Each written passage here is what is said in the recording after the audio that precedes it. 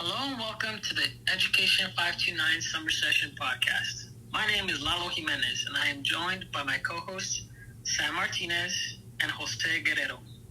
On today's episode, we will go in depth on assistive technology and augmentative and alternative communication. We will define AT and AAC as well as go over some options to consider when using AT and AAC in the classroom. Jose, you want to talk a little bit about assistive technology?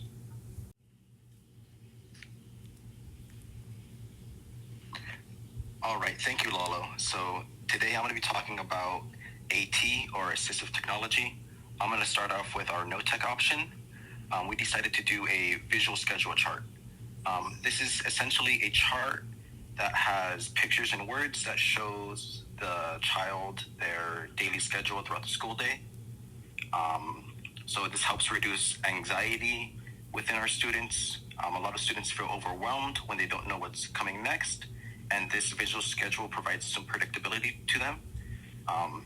It's especially helpful for young children, students with autism, and those who really need clear routines. We can even do this at home. You can try using a small whiteboard with simple drawings for more routines or homework steps. It's a really simple, low-cost way to help build structure and confidence within your student. For our low-tech option, we decided to use slant boards. A slant board is an angled surface that holds paper at a better position for writing. It's usually lightweight, portable, and often has things to keep papers in place. So the reason that we use this is because it promotes better posture, better handwriting, and helps students focus. Some students with ADHD or who fidget a lot, it helps to keep their workspace clearly defined, and a slant board is a great way to do this. So you can make very simple versions of this at home using a binder or a cookbook stand. If your child complains of fatigue while writing, this could really be a game changer for them. All right. The final piece of assistive technology that I will talk about is text-to-speech software. So imagine your child is struggling to read a dense paragraph, but instead of frustration, they can hear the text read out loud clearly. They have the ability to now process and understand the information that's right in front of them. That's the power of text-to-speech. There's many programs for text-to-speech, including some free ones through Google's select-to-speak options that allow students to highlight text and have it read out loud. So this really helps struggling readers decode complex words or long passages. It aids comprehension by allowing students to hear text while reinforcing understanding. This also helps students with dyslexia, vision issues, or attention challenges. So most devices have built-in text-to-speech options. Your child's iPad, Chromebook, and other electronic devices often have accessibility. I can't say that word. I need help with that word, Sam. Accessibility features. It's not about really replacing reading, but leveling the playing field. Thank you, Jose, for that information on AT. Sam, do you want to talk about AAC for us? Thanks, Lalo. Okay, so today I'm going to talk about AAC, which stands for Augmentative and Alternative Communication. AAC includes all the different ways people communicate when they can't rely on verbal speech alone. It can be used by individuals who have difficulty speaking due to disabilities, developmental delays, or other conditions. And the goal of AAC is to give everyone a way to express their thoughts, needs, and feelings, whether they speak or not. So AAC comes in two main types, unaided and aided. Today I'll be talking about some aided examples. Unaided AAC is communication that doesn't require any tools or devices. It uses just the body, for example, facial expressions, gestures, or even sign language. This form of AAC can be especially helpful for students who may not yet have access to communication tools or who are still learning how to use them. So, two simple but powerful examples of unaided AAC are facial expressions and gestures. So, think about how much we communicate with just a smile or a frown. A student might raise their eyebrows to show surprise or give a confused look to signal that they don't understand. These expressions help teachers and peers understand how the student is feeling or what they might need without words.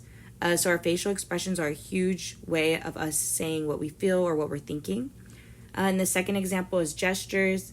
This can be as simple as pointing to a book, waving to greet someone, or giving a thumbs up to show approval. These small movements can communicate big ideas.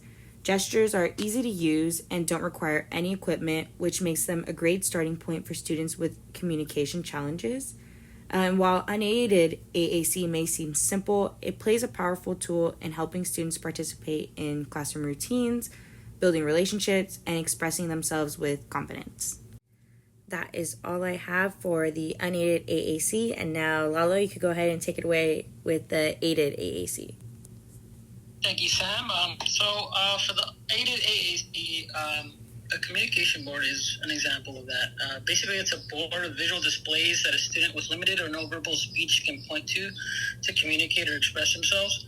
Generally, this is considered low-tech on the spectrum of aided AAC. It comes in a lot of different forms, so sometimes you can see it like as a binder or a sheet of paper. The board itself consists of pictures and symbols, but can also include written words. They're usually organized by categories. So, for example, activities would be organized together, food would be organized together, and feelings would be organized together. Pointing and gesturing is one way a student might use it. Looking might be another for those with more serious like limited motor control. Some of the phrases you might see might be like, I'm happy, I'm sad, I'm angry, to convey their feelings. Sentences can be formed using the words on the board, and even academic vocabulary can be included to grow language. Benefits of a communication board, include language development, social engagement, and boost in confidence.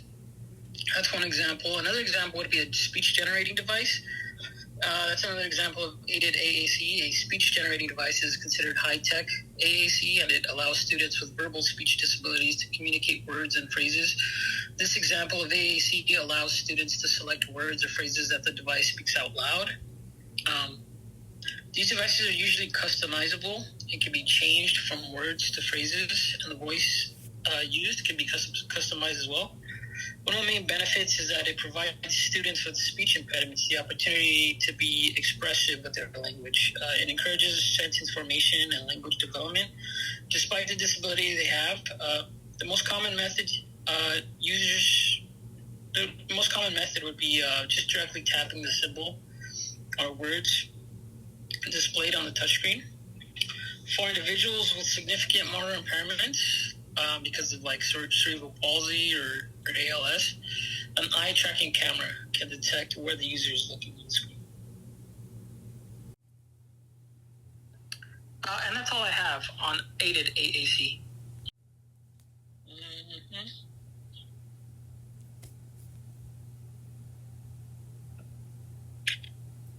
From Sam, Jose, and Lalo, thank you for joining us on this episode of the Education 529 Summer Session Podcast.